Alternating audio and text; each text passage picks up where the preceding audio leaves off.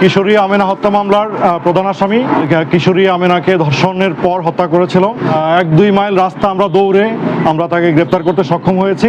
উপযুক্ত বিচার হবে এই প্রত্যাশা আমি জানাচ্ছি। গণমাধ্যম কর্মী আপনারা যারা এখানে আছেন, আপনারা যেমনটা দেখেছেন, আমরা কিন্তু গত 2-3 দিন ঘুমাইনি।